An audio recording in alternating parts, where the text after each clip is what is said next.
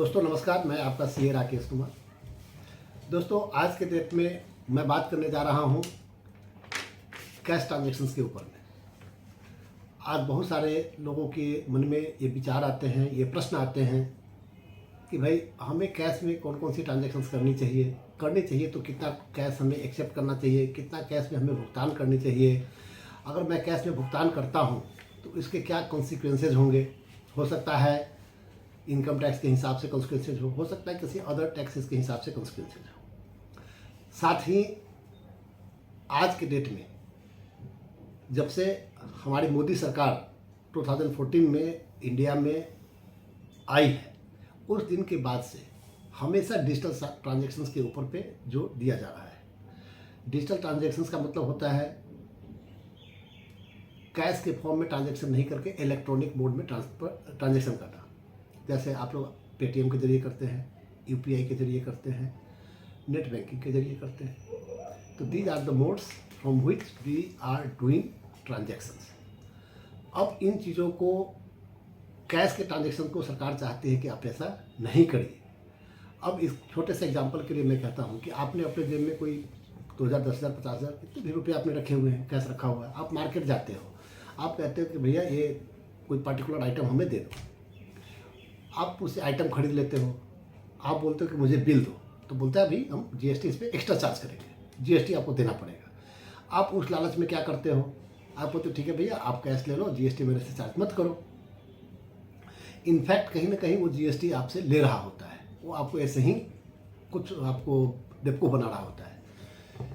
लेकिन अब आप क्या करते हैं, उसको कैश में पेमेंट कर देते हैं, आप अपना सामान लिए चले आए। अब ये ट्रांजैक्शन क्या है, अनरिकॉर्डेड ट्रांजैक्शन है।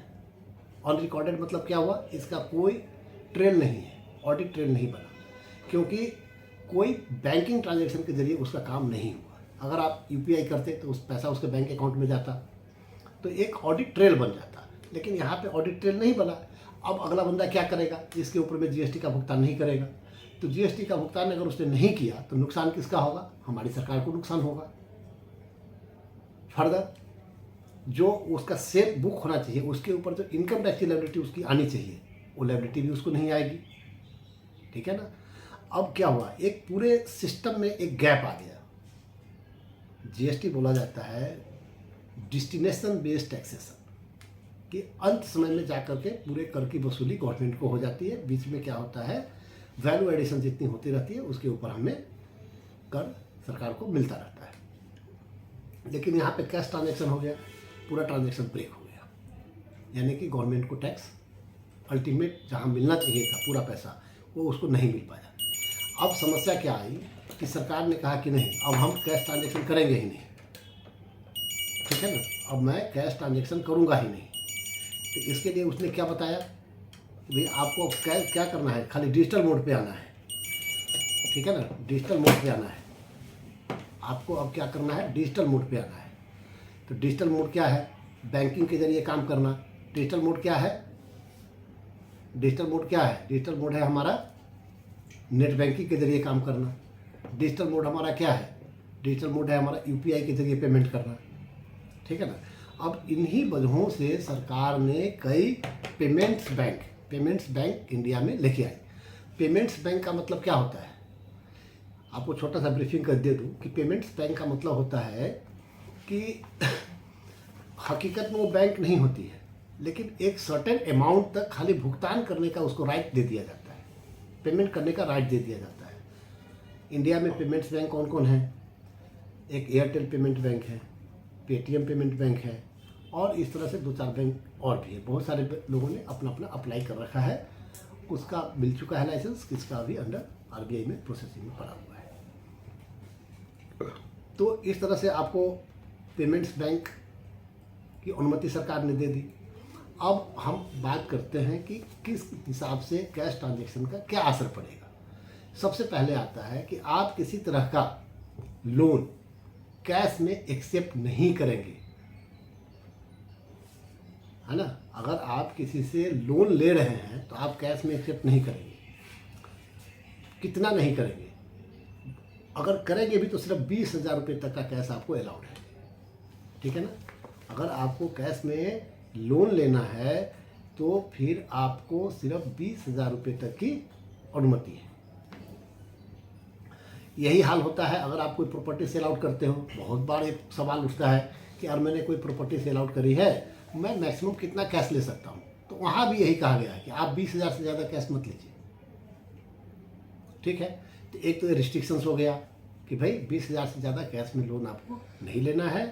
चाहे आप कोई प्रॉपर्टी सेल आउट कर रहे हो तो उसका जो पैसा आपको मिल रहा है, उसका जो सेल कंसिडरेशन आपको मिल रहा है, वो भी आपको 20,000 से ज़्यादा कैश में एक्सेप्ट नहीं करना चाहिए। ठीक है, अच्छा, उसके बाद कहता है कि भाई ये हर जगह ये नियम लागू होता है कि हमें 20,000 से ज़्यादा एक्सेप्ट करना है या नहीं करना है। तो कहा गया नहीं, ये हर जगह नियम लागू नहीं होगा। अगर ये आप भुगतान किससे ले रहे हैं, गवर्नमेंट से ले रहे हैं लोन, अगर कोई आप पोस्ट ऑफिस से भी बैंक से ले रहे हैं, कोऑपरेटिव बैंक से ले रहे हैं, या फिर आप किसी कॉरपोरेशन या सेंट्रल स्टेट प्रोविंशियल एक्ट के अंदर बना हुआ कोई कॉरपोरेशन है, आप उससे यानी कि सरकारी क्षेत्र के उद्यम हैं, आप उनसे लेते हैं, तो आपको ये चीज़ें नहीं करनी है। अगर आप किसी गवर्नमेंट कंपनी, जैसा कि सेक्शन 2(45) में गवर्नमेंट कंपनी को डिफाइन किया गया है, अगर आप गवर्नमेंट कंपनी से इस तरह का कोई लोन लेते हैं तो ये चीज़ें आपको करने की आवश्यकता नहीं है। आप उसमें 20,000 से ज़्यादा भी कैश एक्सेप्ट कर सकते हैं। कोई ऐसा इंस्टीट्यूशन है, एसोसिएशन है, body of which central government ने नोटिफाई कर दिया है ऑफिशियल गजट में कि ठीक है आप उनको कैश के लिए अलाउड हो। ठीक है ना, या फिर सबसे महत्वपूर्ण बात हमारे गांव घर के लोगों के लिए जो एग्रीकल्चरिस्ट है, जिनका मेन धंधा कृषि है, जिसमें देने वाला भी किसान है और लेने वाला भी किसान है, तो उस कंडीशन में 20,000 की लिमिट से अधिक आप ट्रांजैक्शन कर सकते हो, प्रोवाइडेड कि दोनों में से कोई आदमी टैक्स रिटर्न फाइल नहीं करता है। Neither of them liable to pay tax या फाइल द रिटर्न। ठीक है ना, क्या मैंने कहा 20,000 से ऊपर का कैश आप एक्सेप्ट कर सकते हो। कौन कर सकता है, जिसका एग्रीकल्चर इनकम है। ठीक है ना, और दोनों में से लेने वाला देने वाला है, कोई भी इनकम टैक्स में फॉल नहीं करता है, यानी कि उसको रिटर्न फाइल करने की आवश्यकता नहीं है। यानी हो सकता है एग्रीकल्चर इनकम तो सेक्शन 10 सबसेक्शन 1 में एग्जेम्प्ट होता है, जो भी आपको एग्रीकल्चर की इनकम प्राप्त होती है तो वो आपका एग्जेम्प्ट होता है। लेकिन यहाँ पे अगर आप 20,000 से ऊपर का लेन देन कैश में कर रहे हैं तो दोनों आदमी, अगर आप किसान हैं तो आपको अलाउड है, सब्जेक्ट टू कि आप रिटर्न नहीं फाइल करते, इनकम टैक्स के दायरे में नहीं है। अब भैया हमने मान लिया किसी से कैश में ट्रांजेक्शन कर लिया, तो इसका परिणाम क्या निकलेगा। तो सरकार कहती है अरे भैया मैंने तो नियम बनाया, तुमको तो भैया नियम पालन करना है। अगर तुम नियम पालन नहीं करोगे तो यार तुमको तो भैया दंड देना पड़ेगा। तो दंड कितना देना पड़ेगा, तो इसके लिए प्रावधान है कानून के अंदर में, इनकम टैक्स लॉ में, कि जितना आपने कैश में लोन एक्सेप्ट किया है उतना बराबर आपको फाइन देना पड़ेगा। यानी कि अगर आपने 1,00,000 रुपया कैश में किसी से लोन ले लिया तो 1,00,000 रुपया आपको दंड भी देना पड़ेगा। इसको कहा गया है if violation of above provision is made and then an amount equal to the amount taken in cash shall be the penalty. ठीक है, चलिए एक पॉइंट हमारा कवर हो गया, हमने बात कर ली एक्सेप्टिंग लोन इन कैश, उस पर रिस्ट्रिक्शंस की बात कर ली। दूसरा रिस्ट्रिक्शंस क्या है, अगर मैंने किसी को लोन रिपेमेंट कर रहा हूँ, है ना, अभी हमने चर्चा करी लोन लेने की, अब हम बात कर रहे हैं लोन रिपेमेंट करने की। ठीक है ना, अगर मैं लोन रिपेमेंट करता हूँ और उसकी रकम 20,000 रुपये से ज़्यादा है तो वो भी अलाउड नहीं है। ठीक है, तो इसलिए रीपेमेंट के ऊपर में जो है वो आपका 20,000 रुपये से ज़्यादा अलाउड नहीं है। तो इसलिए आप जब भी किसी को लोन का भुगतान करें उस समय आप ध्यान रखें कि भैया हमें 20,000 से ज़्यादा का लोन का भुगतान नहीं करना है। चाहे ये नियम बैंकिंग कंपनी के ऊपर भी लागू होता है। ठीक है ना, इसमें जो लॉ लिखा हुआ है, कोई बैंकिंग कंपनी या फिर कोई कोऑपरेटिव सोसाइटी या फिर कोई भी बैंकिंग इंस्टीट्यूशन वो किसी लोन का रिपेमेंट कर रहे हैं, है ना, कैश में, तो वो अलाउड नहीं है। कितना से ज़्यादा, 20,000 से ज़्यादा। ठीक है, अगर अब सवाल उठता है कि मैंने सीरीज ऑफ पेमेंट कर रहा हूँ, मैंने कभी 5,000 रुपया कर दिया, कभी 10,000 रुपया कर दिया, कभी 15,000 रुपया कर दिया, तो इस सब को मिला के देखना है। ये नहीं कि भैया एक बार में 20,000 से ज़्यादा नहीं, इन एग्रीगेट। क्लियर? भैया आज 5,000 दिया, कल 10,000 दिया, तो टोटल 15 हो गया। अब मैं सिर्फ 5,000 तक दे सकता हूँ कैश में। ठीक, जैसे ही मैं 5,000 से 20,000 से ऊपर क्रॉस करूँगा कैश में, तो इसका मतलब मैंने वायलेशन कर दी। अब अगर वो वायलेशन हमारा हो गया तो इसका परिणाम क्या होगा? इसका परिणाम वही है कि जितना आपने कैश में रिपेमेंट किया है उतने के बराबर आपको दंड देना है, पेनल्टी भरनी है। अब इसके साथ में एक और प्रोविज़न आता है, आप अगर बैंकिंग चैनल से कैश विड्रॉ करते हैं, ठीक है ना, अगर आप बैंक से बिजनेस प्रोफेशन का काम आप कर रहे हैं, बैंक से कैश विड्रॉ कर रहे हैं, तो उसमें कहा गया है कि अगर आप 1 करोड़ रुपए से ऊपर कैश विड्रॉ करेंगे तो हम उस पर 2% TDS आपको काट लेंगे। ठीक है ना, 2% TDS काटने का मतलब हुआ ये एक सिंबॉलिक है। गवर्नमेंट को हम इंटीमेट करेंगे कि भैया देखिए ये बंदा कैश निकाल रहा है और इतना निकाल लिया कि अब ये लिमिट 1 करोड़ से ऊपर चला गया, तो बैंक क्या करेगी? उस पर 2% टैक्स काट करके सरकार को इंटीमेट कर देगी कि भैया ये बंदा है जो हमेशा कैश में ट्रांजेक्शन करता है, इसकी डिटेल है। तो उसको अवॉइड करना पड़ेगा। लेकिन अभी जो फाइनेंस बिल बजट पास हुआ है 2023 का, उसमें कुछ रिलैक्सेशन दी गई हैं। किसको रिलैक्सेशन दिया गया है? कोऑपरेटिव सोसाइटीज़ को। ठीक है ना, इसमें कहा गया है कि सेक्शन 194N को एमेंड करके उसमें नया प्रोविज़न जोड़ा गया। उसमें कहा गया कि अगर कोई कोऑपरेटिव सोसाइटी है या कोऑपरेटिव बैंक्स हैं, वो लेन देन कैश में वहाँ पे कोई कर रहा है, तो उसकी लिमिट 3 करोड़ कर दी गई है। कितना किया गया है? यानी 2% TDS की जो बात मैंने आपसे करी, तो हमने बताया कि 1 करोड़ से ऊपर कैश विड्रॉ होगा तो 2% लगेगा। लेकिन अभी जो फाइनेंस बिल 2023 ने कहा है, सेक्शन 194N को अमेंड कर दीजिए और उसमें जो 1 करोड़ की लिमिट लिखी हुई है उसको 3 करोड़ कर दीजिए। लेकिन सबके लिए नहीं। किसके लिए? वो बोला है कोऑपरेटिव सोसाइटीज़ के लिए।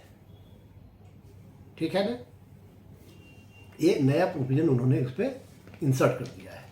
ठीक है, ये हमारा होगा। और ये कब से लागू होगा? तो 1 अप्रैल 2023 से लागू होगा। ठीक है, यानी अगले महीने से वो लागू हो जाएगा। कॉन्सिक्वेंसेज वही है, अगर आप 20,000 से ज़्यादा रिपे करते हैं तो जितना अमाउंट आप कैश में रिपे कर रहे हैं उतना आपको पेनल्टी के रूप में देना है।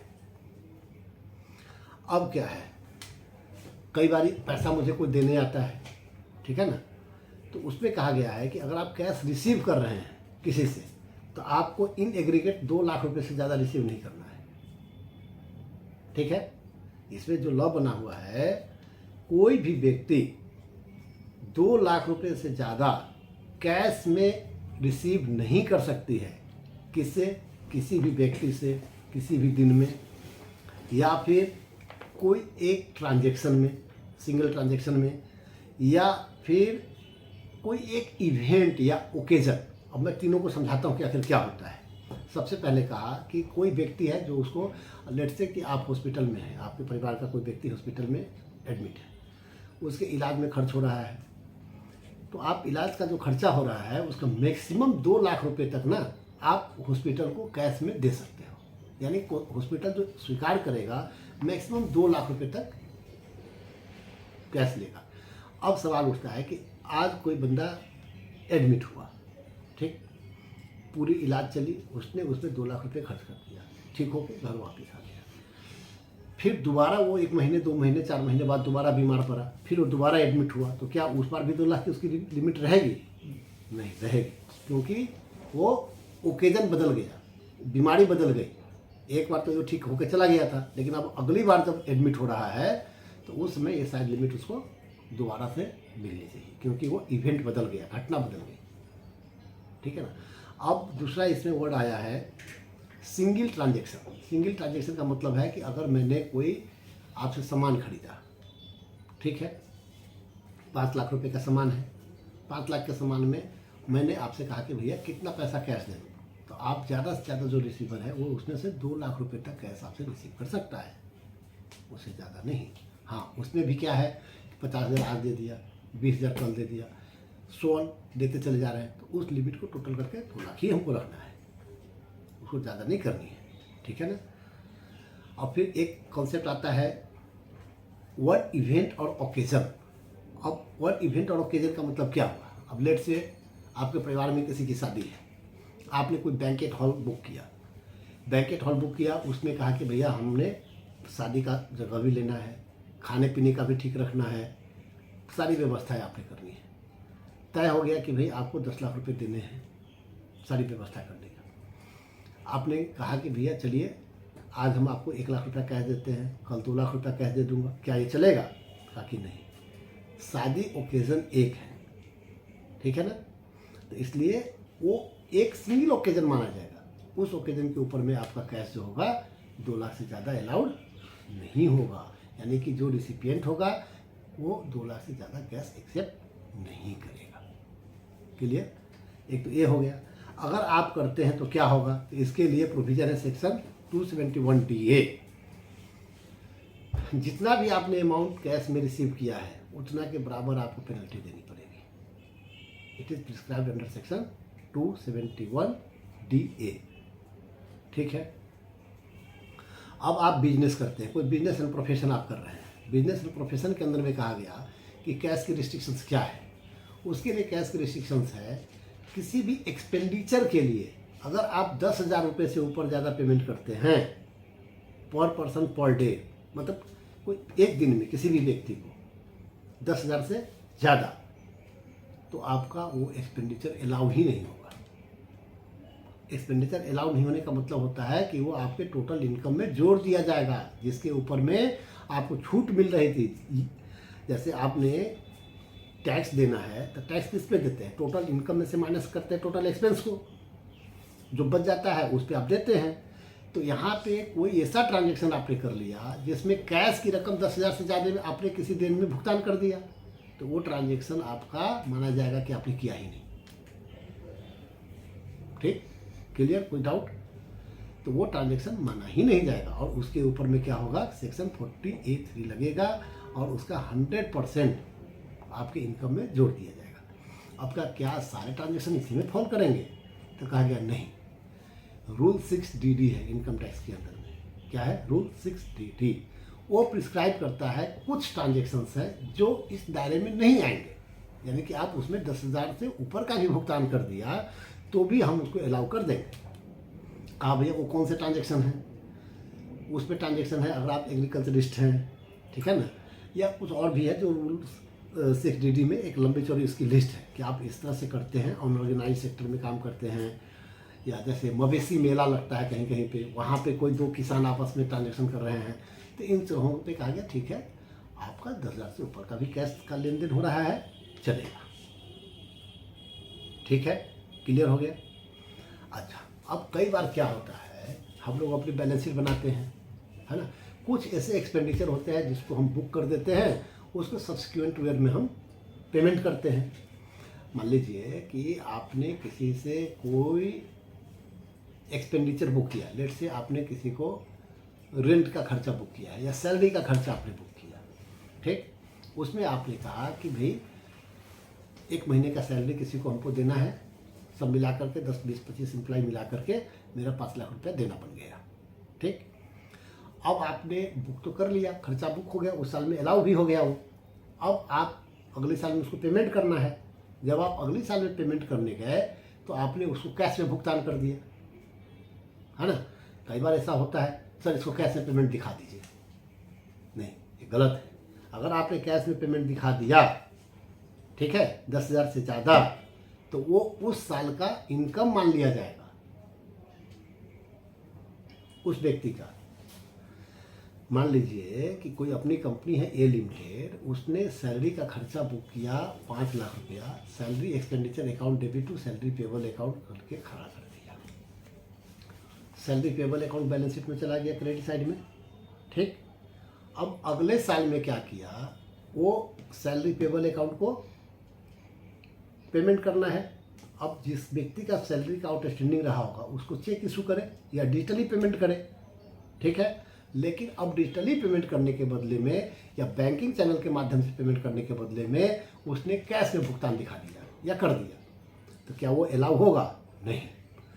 अब कौन से साल में अलाउ नहीं होगा? लेट से 2022 में हमने 31/3/2022 में ये खर्चा बुक किया था, उस साल में हमने एक्सपेंडिचर क्लेम कर लिया था, लेकिन अब 2022-23 में हमने उसको कैश का भुगतान दिखा दिया, तो फाइनेंशियल ईयर 2022-23 के लिए वो उसका इनकम ट्रीट कर लिया जाएगा। ठीक है, कितना बड़ा कॉन्सिक्वेंसेज हो गया आपने कैश में ट्रांजेक्शन करने का, कि जिस साल में आपने उसको भुगतान दिखा दिया कैश में, उस साल का वो इनकम मान लिया जाएगा। ठीक है, इसके बाद क्या होता है, मान लीजिए कि आप अगर, हाँ इसमें एक एक्सेप्शन है दोस्त, अगर आप कोई फ्रेट का बुकिंग करते हैं, कैरेज ऑफ फ्रेट, ठीक है ना, तो उसमें लिमिट 35,000 है। वही भाड़ा देते हैं, कोई आप गुड्स कैरेज हायर किए हुए हैं, कोई ट्रक हायर किए हैं, है ना, तो उसका भाड़ा अगर आप पे कर रहे हैं, वो भाड़ा में 35,000 तक आप कैश दे सकते हैं। ठीक, बाकी केसेस में क्लियर। अब हम आते हैं, कोई फिक्स एसेट्स परचेज किया है और उसका भुगतान हमने कैश में दिखा दिया, तो इसमें कहा गया कि जो फिक्स एसेट्स आपने कैश में भुगतान दिखाया है, वो हम आपका कॉस्ट ऑफ एक्विजिशन नहीं मानेंगे। क्या नहीं मानेंगे? कॉस्ट ऑफ एक्विजिशन नहीं होगा। कॉस्ट ऑफ एक्विजिशन का मतलब क्या होता है? उसका मतलब होता है प्रॉपर्टी की लागत कितनी है। इसका एक एग्जांपल लेके समझते हैं। मान लीजिए कि आपने कोई मशीनरी खरीदी, उसकी कीमत 5 लाख रुपए थी। ठीक, जब आप 5 लाख रुपए का भुगतान करने गए तो आपने कहा कि भैया 2 लाख रुपए तुम हमसे कैश में ले लो, 3 लाख रुपए का मैं तुमको चेक दे देता हूँ। ठीक, आपने ऐसा करके ले तो आए। अब इसमें क्या कंसिक्वेंस होगा? आपकी जो मशीनरी है उसकी कीमत सिर्फ 3 लाख रुपए मानी जाएगी। कितनी मानी जाएगी? 3 लाख रुपए। अब 3 लाख रुपए उसकी मानी जाएगी, तो इसका मतलब उस पर जो डिप्रिसिएशन हम क्लेम करेंगे वो कितने पे करेंगे? वो भी 3 लाख पे करेंगे। करेक्ट। तो इसका मतलब ये हुआ कि जो पोर्शन आपने कैश में पेमेंट कर दिया वो डिप्रिसिएशन के लिए एलिजिबल नहीं है। ठीक है, यानी कि जब हम लोग ऑडिट करते हैं या कोई काम करते हैं, उस समय हमें इस बात का ध्यान रखना चाहिए कि भाई एक किस तरह का ट्रांजेक्शन हम कर रहे हैं। अगर हमने कोई फिक्स एसेट परचेज किया है और उसका भुगतान हमने 10,000 से ऊपर कैश में दिखा दिया, तो माना जाएगा कि भैया आपने कोई सामान खरीदा ही नहीं, वो फिक्स एसेट्स आपका है ही नहीं, हम उस पर डिप्रेशन देंगे ही नहीं, हम आपको उसका कॉस्ट ऑफ एक्विजिशन मानेंगे ही नहीं। ठीक, तो ये आपका बहुत बड़ा कॉन्सिक्वेंसेज है। फर्दर क्या होता है? दान पुण्य की बात आती है। हमारे इनकम टैक्स में एक प्रोविजन है 80G। सेक्शन 80G कहता है कि अगर आपने किसी को 2,000 रुपये से ज़्यादा कैश में डोनेशन दे दिया तो समझ जाइए कि आपका वो डोनेशन बेकार गया, उस पर आप किसी तरह का 80G का बेनिफिट क्लेम नहीं करेंगे। 80G समझते हैं ना? 80G क्या होता है? अगर हम किसी को दान देते हैं, डोनेशन देते हैं, तो गवर्नमेंट सेक्टर में कुछ है, जैसे आपने सुना होगा PM केयर फंड, आपने सुना होगा प्रधानमंत्री नेशनल रिलीफ फंड, आपने सुना होगा चीफ मिनिस्टर रिलीफ फंड, बहुत सारे फंड्स हैं। अगर आप उस फंड में डोनेशन देते हैं तो वो 100% अलाउ होता है, आपके इनकम में से घट जाएगा। कुछ होते हैं जो इसमें 50% हमको मिलता है, कुछ ऐसे होते हैं क्वालिफाइंग लिमिट 10% का 50% हमको मिलता है। ठीक, तो अब बात आई निकल करके कि अगर आपने डोनेशन की रकम कैश में किसी को दे दी, वो भी 2,000 से ज़्यादा, तो माना जाएगा कि आपने डोनेशन दिया ही नहीं, आपको किसी तरह का कोई बेनिफिट मिलेगा ही नहीं। ठीक है, इसी के साथ में एक बहुत इंपॉर्टेंट चीज़ क्या है? इंपॉर्टेंट चीज़ है हमारा हेल्थ इंश्योरेंस का। सेक्शन 80D तो हम सभी लोग काम करते हैं। जब हम लोग किसी को हार्ट बीमारी के ऊपर में प्रोटेक्ट करने के लिए कोई इंश्योरेंस परचेज करते हैं, तो हम लोग क्या करते हैं? उसको भुगतान करते हैं, और जितना हम लोग उसको पेमेंट किए होते हैं उसमें कुछ लिमिट है। सीनियर सिटीजन है तो 50,000 तक, अगर सीनियर सिटीजन नहीं है तो 25,000 का हमको बेनिफिट मिलता है, डिडक्शन मिलता है। लेकिन अगर आपने कैश में उस प्रीमियम को पे कर दिया, हेल्थ इंश्योरेंस प्रीमियम को अगर आपने कैश में पेमेंट कर दिया, तो आपने अपना बेनिफिट लूज कर दिया, आपको डिडक्शन मिलेगा ही नहीं। क्लियर? ठीक है ना?